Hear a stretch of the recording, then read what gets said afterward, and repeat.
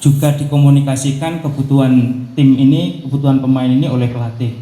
Jadi sekali lagi ini komunikasi antara pelatih dengan presiden klub membantu untuk memenuhi keinginan dari pelatih. Kebetulan Diego sendiri berkomunikasi dengan presiden. Jadi jangan ada informasi dipikir intervensi manajemen termasuk presiden klub, enggak. Tapi ini murni semuanya juga komunikasi dengan pelatih ya Mas ya.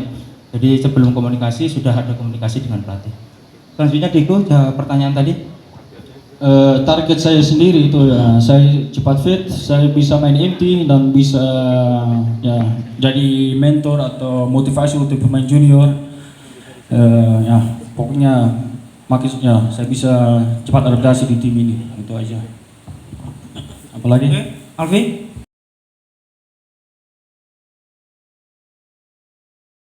Tentang kritik itu dari supporter ya, itu biasa lah. Kalau main di klub besar kayak Arema itu biasa. Kalau ada pressure dari situ itu tidak apa-apa buat saya, itu normal aja.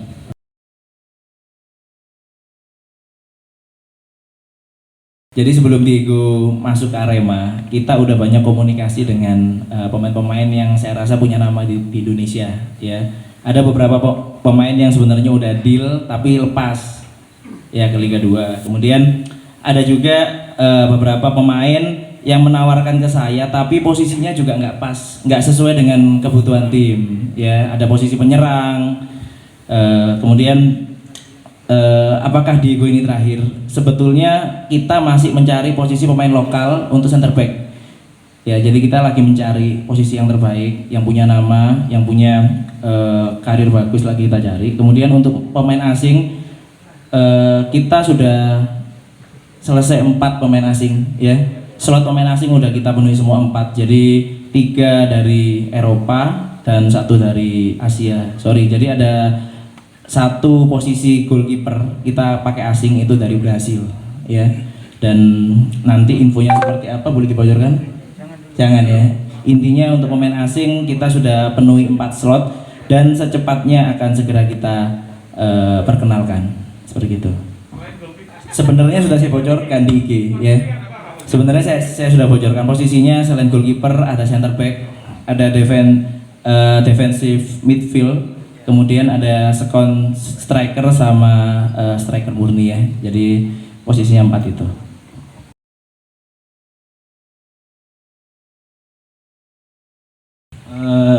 Ya semoga saingan saya bagus juga, itu lebih bagus buat saya juga. Saya lihat, saya baru 2 hari atau 3 hari saya latihan. Saya lihat chemistry antara pelatih sama pemain itu bagus. Ya itu aja. Saya baru 3 hari ini.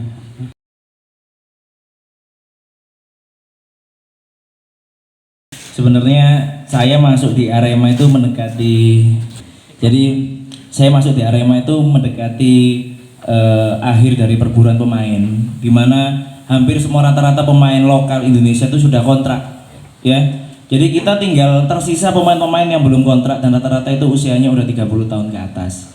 Untuk budget berapa sebenarnya saya bilang ke tim Arema nggak ada budget, yang penting kita punya pemain yang sesuai dengan kebutuhan tim, punya nama besar dan mau kerja keras. Jadi itu sih, jadi kita nggak ada budget sebenarnya, tapi kita terkendala dengan kehabisan stok pemain lokal dan juga pemain asing terbatas juga. Jadi mungkin musim ini yang kita lakukan adalah kita meracik tim dengan baik, bermain dengan semangat, dengan tujuan juara. Musim depan kita akan belanja pemain sesuai dengan keinginanku dan juga kebutuhan tim, seperti itu.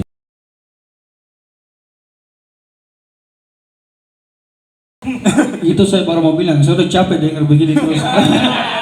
Padahal sudah berapa tahun mungkin kalian sering nonton bola. Saya sebagai dulu di kapten di Borneo FC, saya berubah lebih kalem ya. Dan ya mereka sering bahas masa lalu saya, tapi tidak apa-apa itu. Nanti saya buktikan lagi ini saya udah berubah.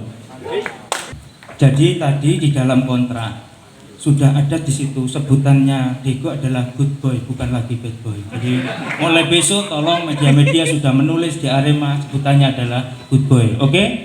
Yes. Jadi headline-nya good boy ya, tulis ya.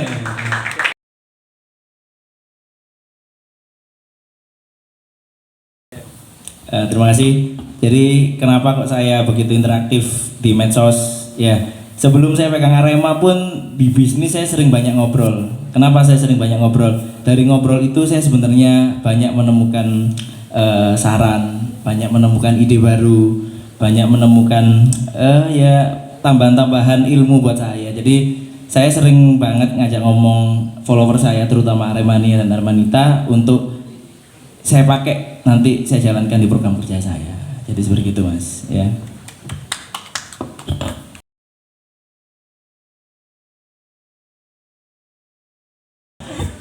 Terima kasih. Jadi untuk 4 pemain asing itu kita ngobrolnya malam hari setelah saya ditunjuk menjadi presiden. Jadi kita ngobrol, sudah ada namanya, dan itu sebenarnya sudah keinginan dan sesuai dengan kebutuhan tim dan juga pelatih dari Eduardo Amelda.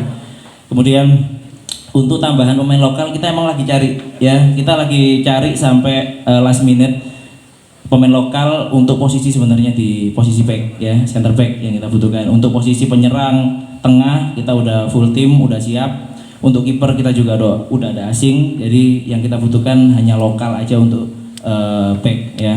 Kemudian untuk dualisme Arema ini yang ditunggu sama orang-orang sebenarnya, ya. Kapan ini bisa selesai dan berapa lama waktunya? Emang yang saya kerjakan sekarang itu emang lagi memikirkan dualisme, biar Arema bersatu, jalan bareng lagi, rame lagi stadionnya tanpa terpecah. Yang saya lakukan emang kemarin saya sama Pak Ibe banyak ngobrol agar masalah ini selesai. Jadi intinya saya pengen membeli klub Arema yang satunya, ya, itu intinya. Jadi kita udah pengennya selesai dong, ayo dong, jangan berlarut-larut, jangan lama-lama, ya. Jadi selesaikan aja, kita bersatu, kita bergabung. Nantinya klub Arema yang satunya itu kita beli dan akan saya jadikan Arema B atau Arema Satelit, di mana nantinya Arema Satelit itu adalah untuk pemain binaan Arema, ya, yang junior kita mainkan di Liga 3. Mereka menimba ilmu di situ, bertanding di situ, bermain jam terbang di situ, nanti juga akan kita naikkan ke senior. Jadi saya harapan ke depan kita udah buka omongan untuk Arema yang satunya agar kita mau duduk bareng, mau membeli bareng, mau menyelesaikan ini bareng, dan nanti timnya itu akan kita jadikan tim satelit Arema untuk junior Arema. Seperti itu, ya. Sama untuk membuat Arema FC menjadi lebih baik lagi. Lihat kamera mas, lihat kamera.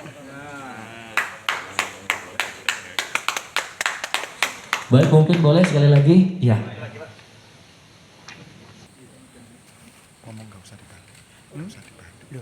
Punggungnya ada.